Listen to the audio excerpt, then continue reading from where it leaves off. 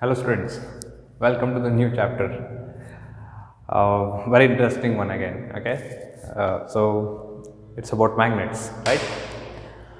So one device that I would love to, I was always feel happy to play with in my childhood was magnet, right? I always used to take two magnets. One magnet used to push the other, and I used to put magnets in mud, and hence it used to pick up iron fillings and all. It was very curious object which I played with, and the discussion is about that magnet. Okay, so again, when I say magnet, we have two basic types. Okay, one is natural magnets, the other is artificial magnets. That's how one classification is done. Okay, and the other kind of classification is one is bar magnet or other permanent magnets. Okay, the one kind of classification is permanent magnets, and the other is electromagnets. When I say permanent magnets, what we played with, those magnets from the speakers and the bar magnets that we get in lab, all of them belongs to this permanent magnets.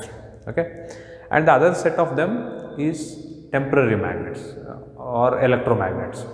What are these electromagnets? Let us come to that afterwards. Let me go to the history of magnets.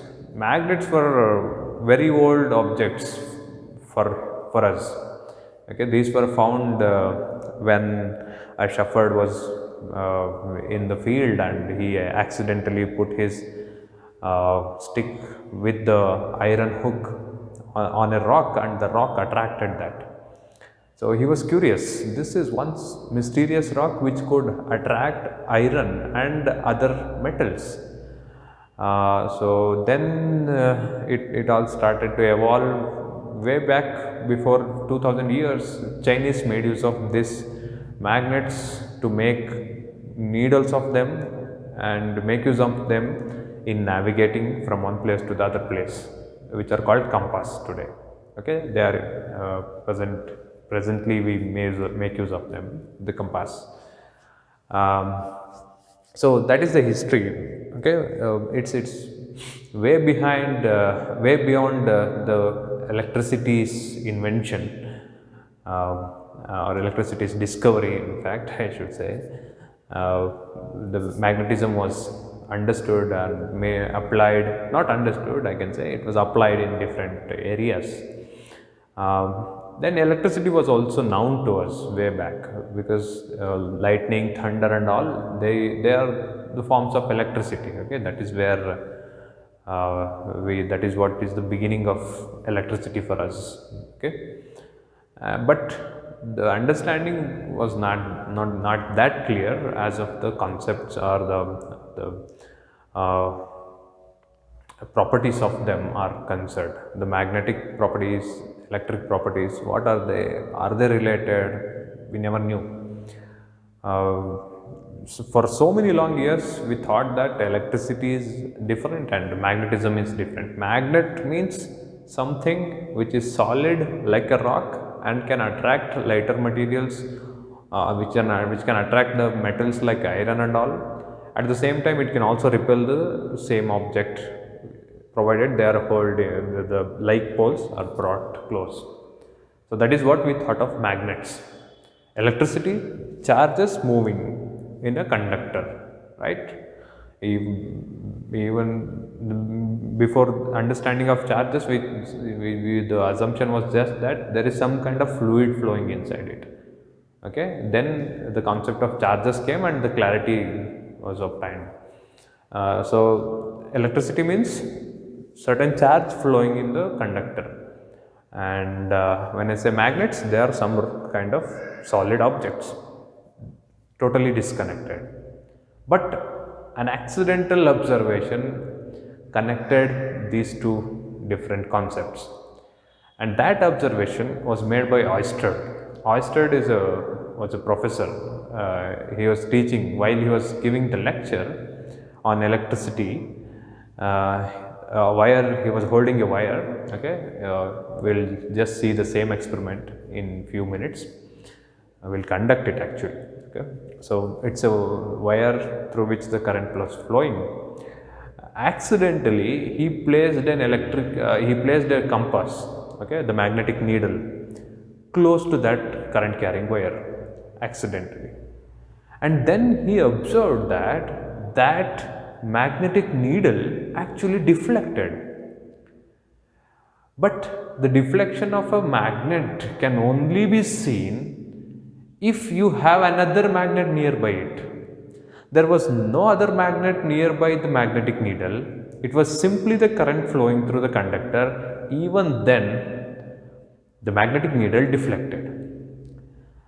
That aroused the curiosity in Oester's mind, and he started to do the experiment systematically, keeping the compass or magnetic needle at different places or surrounding the wire. Okay, so this is the first experiment which connected magnetism and electricity. And the chapter, okay, what is electricity actually? Moving charge, isn't it? Nothing else. What is it connected to now? It is connected to magnetism. That is why the name of this chapter is moving charges and magnetism. Okay, so the chapter is moving charges and magnetism.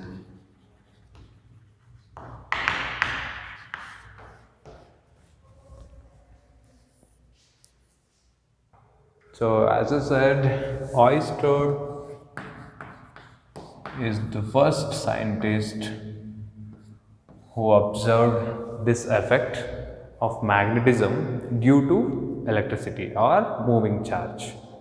Okay, let us look into the experiment that is conducted by the Oester systematically now.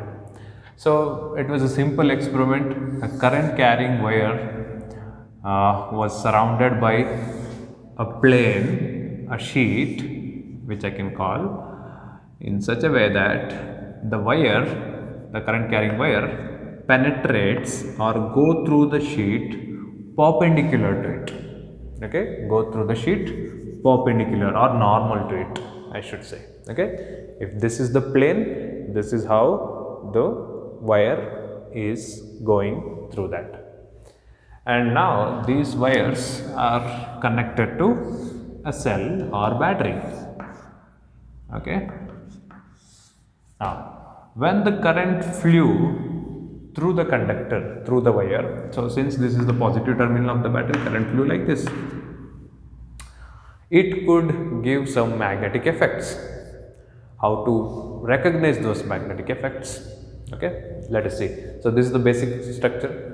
A sheet held normal to the wire, okay, or the conductor passes through the sheet normal to the normal to it and is connected to a cell. Then Oester placed magnetic needles at different positions surrounding the current carrying conductor. And he could observe that the deflection in the magnetic needle or all at the different positions, the magnetic needles came into rest in such a position that the deflection observed was always tangential to an imaginary circle, okay, tangential to an imaginary circle drawn surrounding the conductor. Okay, these are the observations. This is the observation that is made by Oester. So then Oester concluded that using this phenomena, he concluded that a moving charged one or a current carrying conductor can produce magnetic field around it. What is magnetic field basically? Magnetic field was known to us. Okay, this can be visualized very easily. You keep a bar magnet, okay, and you put some iron fillings around it, then what happens is the iron fillings will arrange themselves in certain pattern, right? These are magnetic field lines. We will discuss more on it in the next chapter when we come to magnetism and matter. But as of now, for the visualization of magnetic field, I am just taking the example. Okay, magnetic field is the area surrounded by a magnet or a current carrying conductor or a moving charge where the magnetic effects can be felt. Okay, so if you can feel, if an object can feel the magnetic effect due to a moving charge or a current carrying conductor or a bar magnet, that area, that region where that magnetic effect is observed is called magnetic field. Very easy. This is very similar to electric field.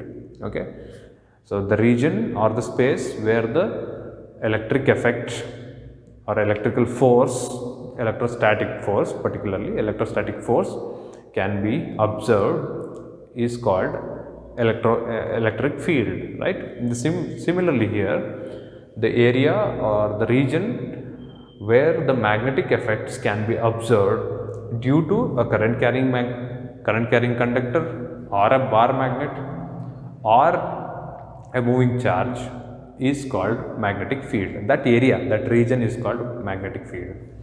So now the question that comes is, if there is something like this, the magnetic field, okay, we should have, so now it's a quantity. Okay, magnetic field is a quantity for us now, similar to electric field, right? We represented my electric field using the symbol E, as you can remember. Okay, and in the same way here we are going to represent the magnetic field. Okay, magnetic field using the symbol B. Okay, magnetic field is represented by symbol B, and the SI unit of this magnetic field is Tesla. Okay, a very famous and interesting name in the field of physics, Tesla. Okay, so Tesla is the SI unit of magnetic field, and this is the beginning of magnetic effects due to current carrying conductor. And now we are going to see the effects practically in the lab. Let's go to the lab and see the effects. So dear students, this is the experimental setup for Oersted experiment. Yeah, this is the similar kind of setup which Oersted used to prove the connection between electricity and magnetism. Okay, let me explain what and all is here. Okay, this is battery eliminator. This is nothing but power supply. Okay, just like a battery. But the advantage of this over the regular battery is we can fix the voltage. Okay, if I want 2 volt, I can give 2 volt. Okay, and if I want to give 12 volt, I can keep it to 12 volt. So this is one advantage that we have. We can keep any, we can provide any voltage that to the circuit that we want. Okay, and this is on and off button. So now here, this is the positive terminal of the battery. Okay, just see there, this is the positive terminal of the battery, and this is the negative terminal, and from the positive terminal of the battery there goes a wire. Okay, this is a regular wire, a copper wire, insulated one, insulated by thread, and that goes just like this. Okay, just let me show you this. Okay, this is how it is going into the cardboard, the support, and it goes beneath. Okay, this is just the support that I have given, but as you can see, this is the same thread. Okay, this is the same thread which comes here out. Okay, and is connected to the negative terminal of the battery. Okay, that's it. That is the entire setup of the circuit. Now what happens as and soon I switch it on, as and soon I switch it on, uh, the current starts to flow from positive terminal, right? Current always flows from positive terminal and flows through the wire, okay, and through the wire into the negative terminal, right?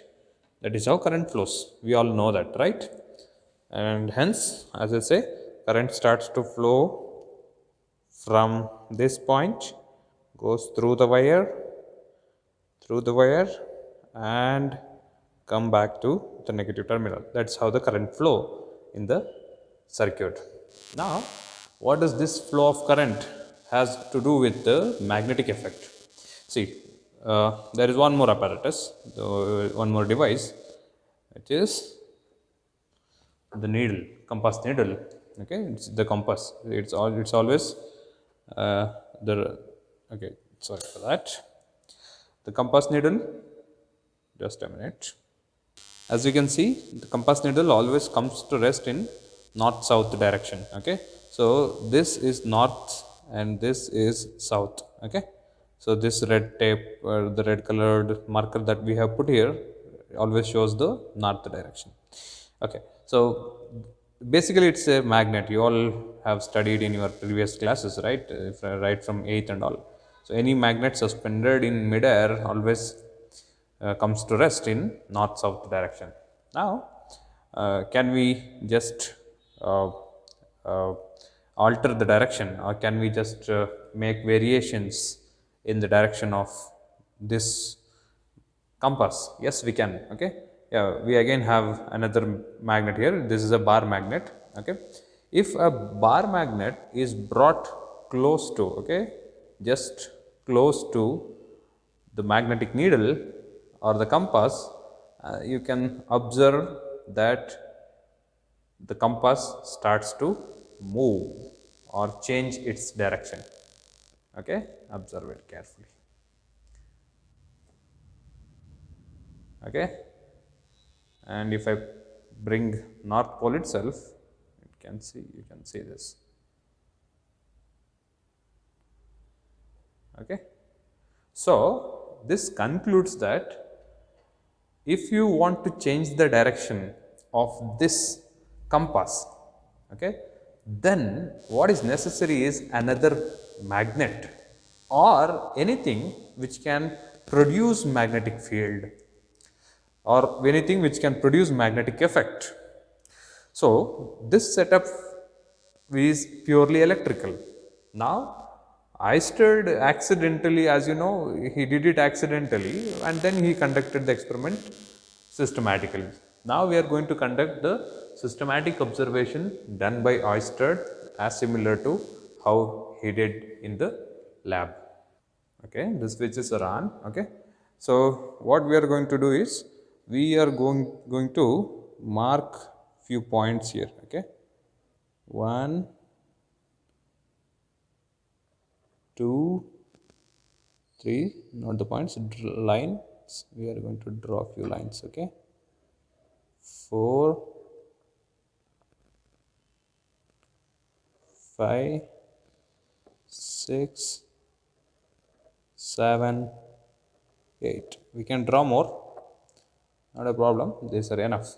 Now what I'll do is I'll keep this compass on each line every time and I'll switch on the circuit. Once I switch on the power supply, current will rush or flow through this wire, and hence let us see what happens. What is expected to happen? Once the current flows through the wire, there should be magnetic field produced around it. So that magnetic field will obviously should make the compass deflect, right? Let us see, will that deflect or how much does it deflect at each point? Let us see. Okay, now observe carefully. uh, I'll just switch it on here. Okay, at the same time you should be observing the compass. Okay, did you see that? What is happening there? It just deflected around 40 degrees something when I switched on the circuit. Okay, so yes, it deflected at this point and it deflected by certain angle of 10 20 degree. Okay, but again, if we had a small compass, we could have kept it at different points and took the entire uh, way. But so it's the basic thing that we need to observe is when the compass was kept on this line. Okay, the deflection was like this, right? The compass didn't go like this, the compass came like this, right? That is the main observation that we need to do here. Okay, right. Now let me keep the compass on this. Okay, ready.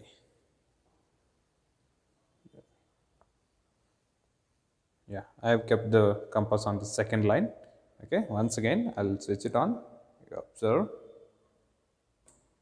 yeah, there is deflection, but the deflection is very less. Let me bring it close. Okay, now you can observe proper deflection. Okay, okay, now you can see there is deflection, but it is less. Okay, so even now it is deflecting towards west actually. Okay, I mean, yeah, for just for the reference. So even at this point it deflected like this. Okay, right.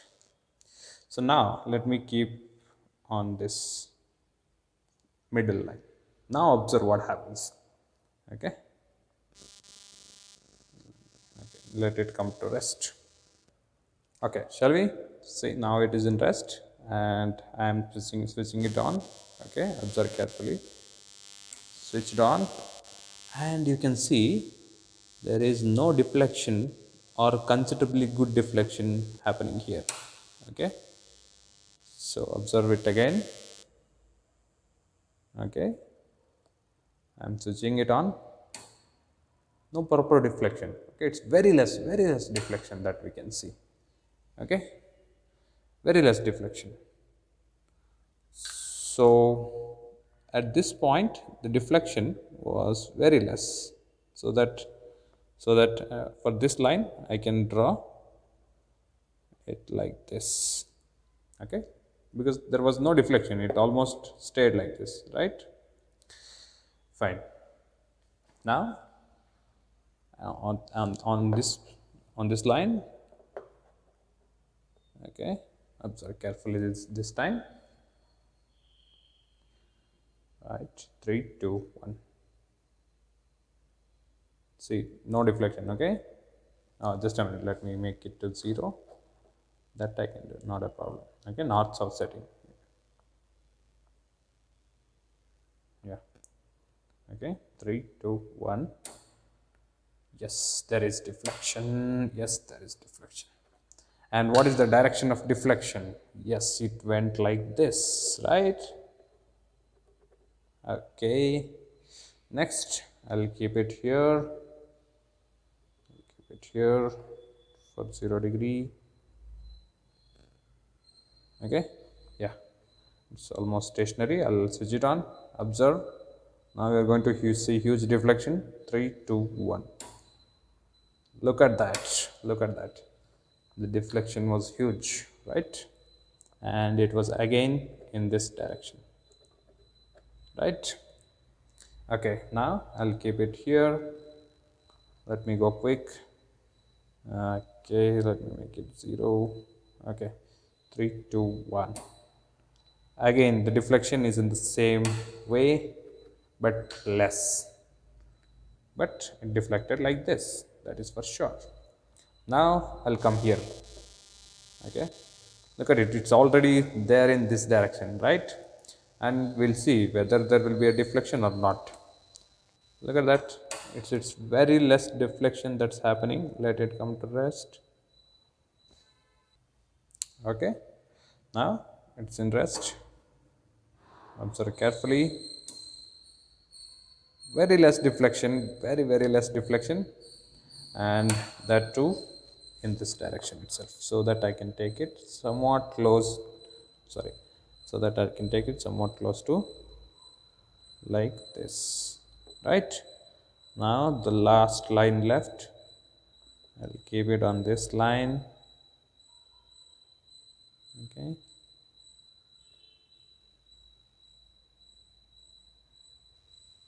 Yeah, let it come to rest. Right. So now it's in rest, and the last line, 3, 2, 1, go. Look at that. Very less deflection again.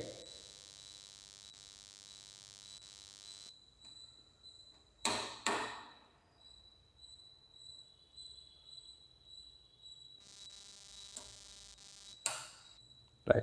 Now observe, the reflection is going to be less, but you concentrate on the direction. Okay. 3, 2, just a minute. Let me make that part also visible. 3, 2, 1, go. Look at that. It's very less, but to this side. Okay. Yeah. Because so many factors affect with the with since it's too much of current flowing, because we I did not connect any resistance, so the wire might have got heated. So many factors will affect it. That's fine, but finally the deflection was towards this side, right? Now if I join all of them, okay, if I join all these points, okay, look at that, what are we going to get? Yes, this is what is the direction of magnetic field produced by current flowing through this wire here. Okay, and what is the direction of current? See, I have explained it in the beginning itself. This is the positive terminal and this is the negative terminal. So the current must be flowing like this, right? So this is the direction of current, right? This is the direction of current, and the direction of magnetic field around it is like this. Okay, and this is called right hand thumb rule to get the direction of magnetic field by a current. Okay, right, in right hand thumb rule, thumb represents the direction of current. Okay, and the remaining four fingers represents the direction of magnetic field around it, okay, clear with this? That is how we represent direction of magnetic field. And now, as you saw experimentally, if I ask you what is the direction of magnetic field at this point, that is going to be tangential to that point, right? So any point surrounding the wire carrying electric current will have magnetic field in such a way that the magnetic field is tangential to the circle that is made around it, around the current carrying conductor. Clear with this? So this radius and the direction of magnetic field are always perpendicular, because the magnetic field is always tangential to the circle. Okay, and this is the direction of current. So concluding, we got to know about the magnetic effect of electric current and how to get the direction of electric current, direction of magnetic field using this current carrying conductor. Clear? Like this. Okay, clear with right hand thumb rule? This is the direction of current, and these four fingers represents the direction of magnetic field like this. Clear? And you must always use right hand itself. Okay, that itself will give you the proper direction. Now what if I change the direction of current? How to change the direction of current? Quite simple. I should change the terminals. If I change the terminals, the current, if I give this to this terminal, this end of the wire to positive and this to the negative, then the current flow will become opposite. Let me do that. Okay, now as you can see, I have changed the terminals. Okay, so this is the positive terminal now, and the current would enter the circuit from this side.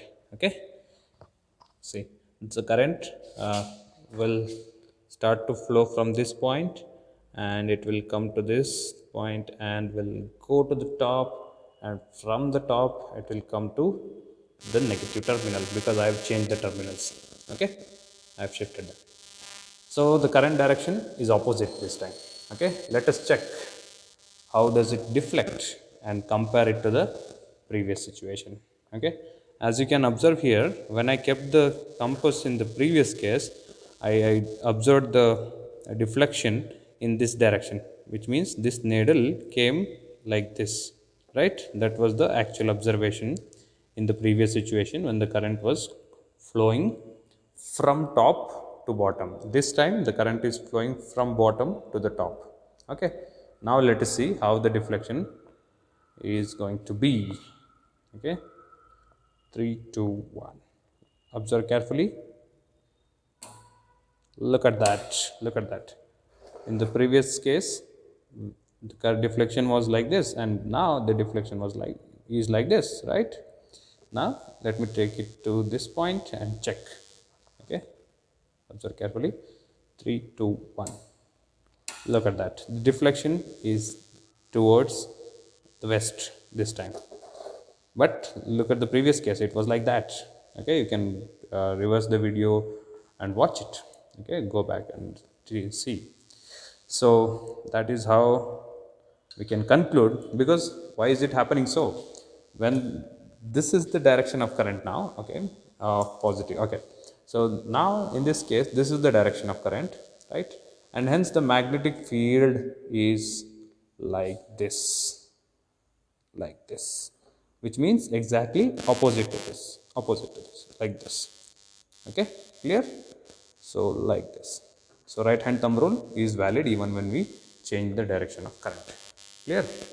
So this is about Oersted experiment and right hand thumb rule to find the direction of magnetic fields around the current carrying conductor.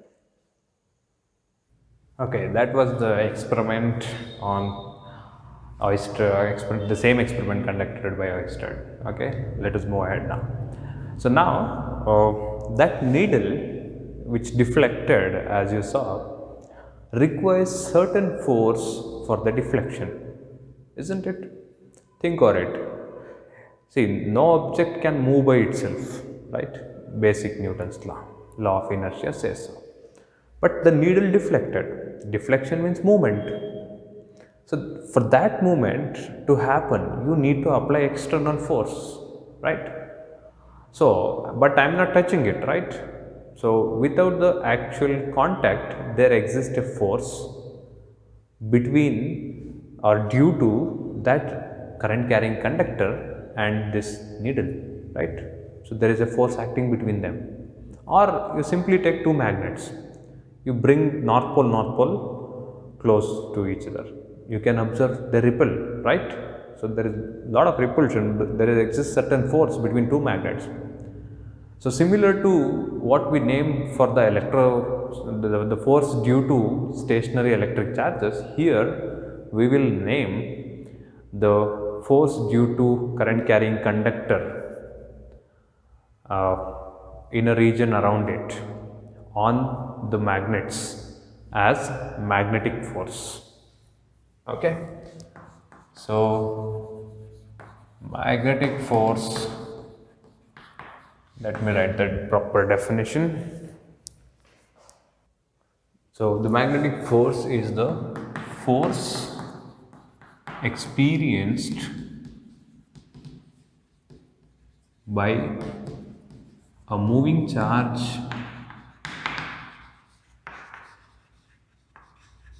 or a conductor,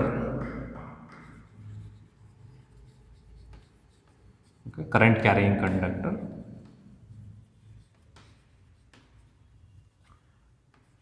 okay. So a magnetic needle experiences the force, a magnetic the current carrying conductor can also experience the force due to what? Due to the presence of external magnetic field. Okay, so this is what we did not observe in the lab actually. Okay, but let me explain what happens. See, Initially, we need to set external electric field, external magnetic field. How to set the external magnetic field? So, I hope you are clear with the concept of electric field and also know how to set external electric field. You need to visualize a plate or a wall which is completely positively charged, and another wall here which is completely negatively charged, so that you get parallel and uniform electric field in the region between them. In the same way, we can set magnetic field. How do we set uniform magnetic field? We can set the magnetic field by using north pole of the magnet, north pole of one magnet and south pole of the other magnet held or fixed, so that they don't come close and attract to each other, but they stay there. So, and obviously here will be the south pole of this and north pole of this will be here, but the presence of this north pole and this south pole will give us a steady uniform magnetic field in the region between those two magnets. And this magnetic field, this is the visualization of external magnetic field. Okay, there are other ways to set external magnetic field. We can make use of electromagnets also, but this is very efficient method which we will use in very high level experiments also. Okay, so this is where you can get uniform and steady external magnetic field. So magnetic field is represented by B, right? So here we have uniform external field set, which is B. And now if I place a positive charge, okay, if I place a positive charge in the region between these two, do you expect anything to happen with this magnetic charge, or do you expect any motion of this positive charge? Think on it. It doesn't experience any force. As long as the charge remains stationary, this charge will not experience any force. Okay, but if I take the same positive charge, assume this is the positive charge, okay, and move this positive charge in this field, okay, I am taking the same charge, and if I move the same positive charge in this external field, then the question that comes is, will this positive charge or any charge actually experience any force or not? Yes, a moving charge in the external magnetic field always experience a force. That force itself is magnetic force. Okay, a stationary charge will not experience any force. Okay, as long as it remains stationary, no force on it. But as and when it starts to move in this external field, this charge will start to experience force. That force itself is magnetic force. And not only this point charge, even if you put a current carrying conductor, okay, a current carrying conductor in this external field, this will also experience certain external force. Okay, this will either bend like this or like this. We will see, we will understand how exactly the force, direction of force and the magnitude of force is. But this is the basic. A moving charge or a current carrying conductor will experience external force in the presence of external magnetic field. Be clear with that. But why is it so? Why is it happening? Once again, let's go back to the basics. When you have a stationary charge, it is capable of producing only the electric field. You know that, right? But when you have moving charge, this moving charge can produce both electric field and magnetic field.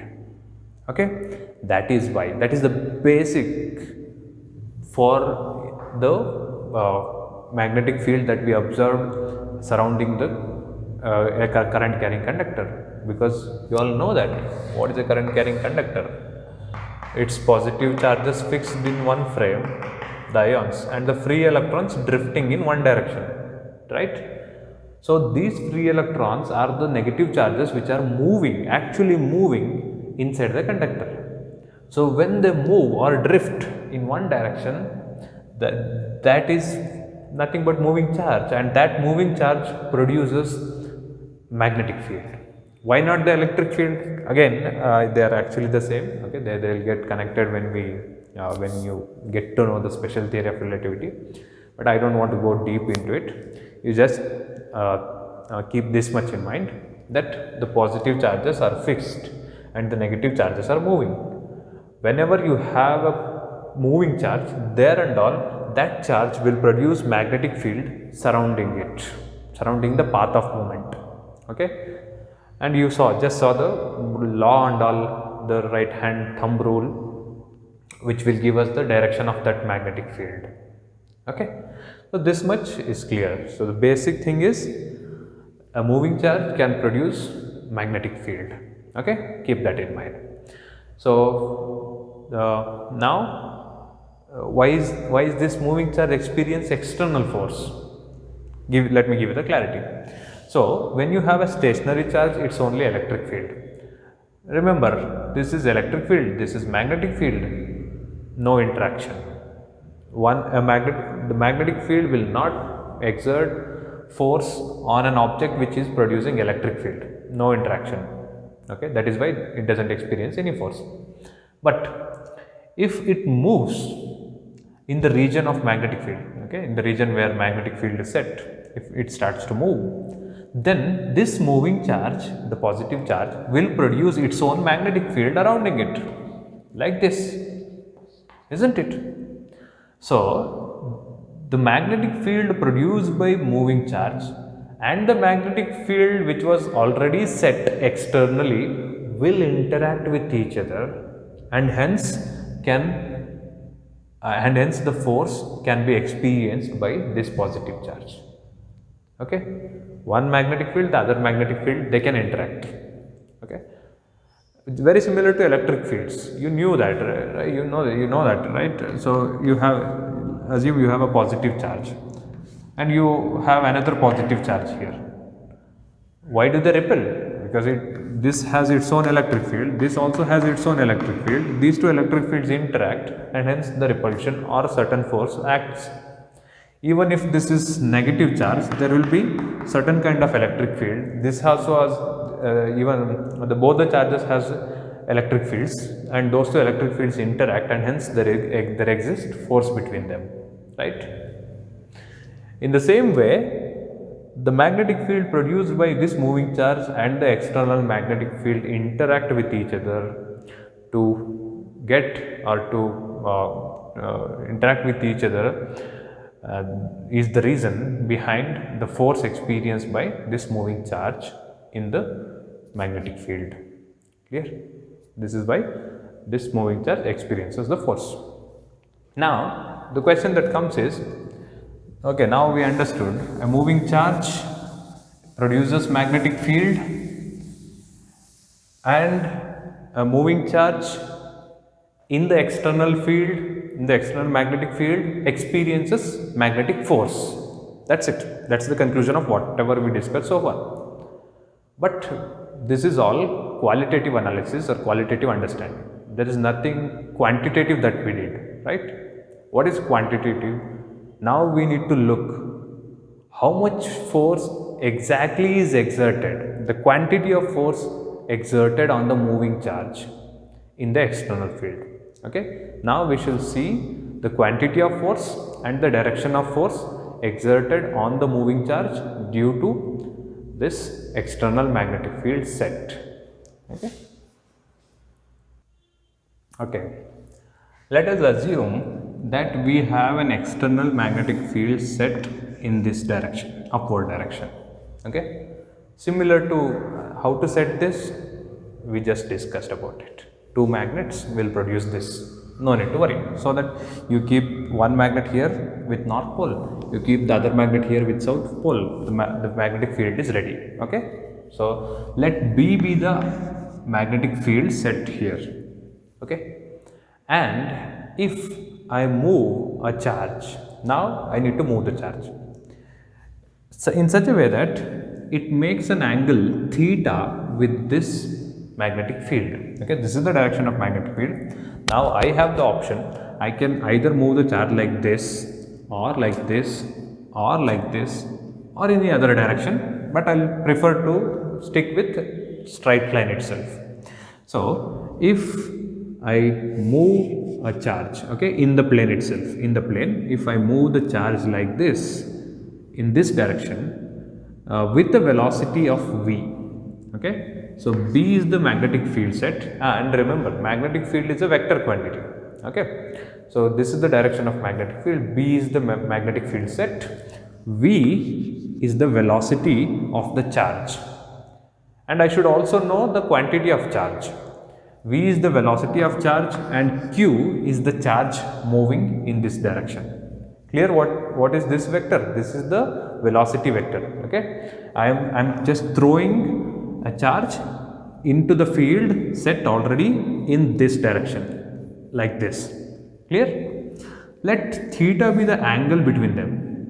Okay, this angle can be anything. I can decide the angle with which I am throwing the charge into the field will decide theta, right? I can throw it like this, like this, like this and all, fine. But these two are in the same plane, okay? And now the main thing is, then what is the direction of force and magnitude of force experienced by this moving charge? So when the charge is at this point with the velocity v, the amount of charge being q and the external field b, this charge experiences a force outwards from the board like this, okay. So let me, I can't do it, okay, I don't have a 3D pen, so that I'll draw it here itself. I'll try my level best to draw it. Okay, this is something which is coming out of the board, you should imagine it so. Okay, so this is the direction of force experienced by this charge q at this point. Clear? So the direction of force is always either out of the plane or into the plane where the magnetic field and the velocity of the charge are set. Okay, so this is the plane, the board is the plane where you have both magnetic field and velocity, and hence this is the direction of force. What do you mean by this is the direction of force? It means that if the charge enters this magnetic field, the charge is pushed in this direction. Okay, it will have its own velocity, that's fine, but along with that it will also have certain force acting on it which makes the charge to move not in this path. Okay, in the regular path, in the absence of field, it would go like this, right, simply like this.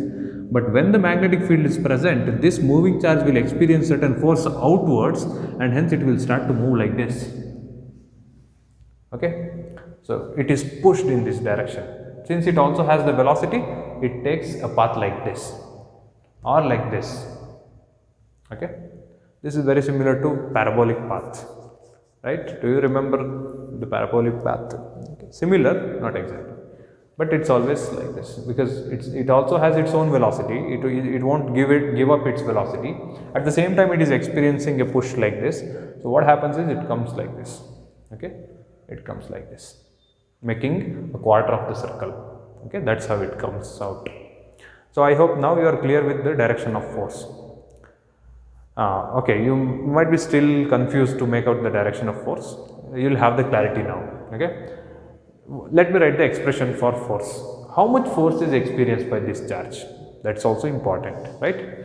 So the amount of force experienced by this moving charge is equal to q charge amount of charge of object moving, okay, charge into v cross b, simple vector. Okay, so this v cross b will give us the idea about direction of force. You know very well, in the last year itself we discussed about the direction of cross product one. When you have two vectors and you take the cross product of them, v cross b, the cross product of those two vectors shall be obtained by the thumb of right hand thumb rule, right? Right hand thumb rule says so. Okay, so it's cross product, direction of the resultant or direction of the cross product, tau is equal to r cross f, you remember, the same way. Okay, v cross b is f. Clear? Once again, v cross b. Okay, v cross b is f. Now if the direction of magnetic field is opposite, then it is v cross b. Okay, v, if the direction is opposite, v cross b it would become, and the force would be into the board. Clear? So F is equal to Q of V cross B is the net force experienced by that charge. This expression will give us both the direction idea and the magnitude idea. So what is the magnitude of force experienced? Magnitude of force experienced is Q V. V is the velocity of charge, B is the external magnetic field set, whose value shall be given to you when you solve problems. Okay, QVB cross product, no, so it is QVB sin theta. Clear? So this is the quantity or amount of charge. Okay, magnitude of magnitude of force experienced by that moving charge. But here this Q is sign sensitive, because if you have the positive charge here, then V cross B would give you the force like this. But if you have a negative charge instead of positive charge, that will affect the direction of force. Let me take the same example. If you have, so this example what I gave, B like this, external field like this, charge moving in this direction, and V cross B, this is the direction of force experienced. Clear? Now if you have a negative charge instead of this positive charge, moving in the same direction with same velocity in the same external field which is in the same direction like this. Okay, B same, Q same, V same, everything same, theta same, everything same. But instead of choosing a positive charge, I will choose a negative charge to be thrown into the field. When a negative charge is thrown into the field with a velocity of V in this direction, this time it's V cross B again, which will give us the direction of force. But here it is not plus Q, minus Q, and this is going to be sensitive for the direction of F, and hence we should reverse the direction. Which means if I throw a negative charge into the field in this direction, it would bend like this. It would go into the board. So the direction of force for a negative charge for the same situation is into the board. Okay, going into the board. Clear with that? For a positive charge, it's opposite and regular. V cross B comes out. Clear? For the negative charge, it's opposite. And now comes the next factor. Okay, we might have discussed in the previous year itself during the discussion of torque. That's fine, let me repeat it. So I can't represent the third dimension in the board properly. Okay, because some write here, some write F here, that might not be proper. So do we have any method to represent force here? Yes, we do. I hope you remember the arrow one.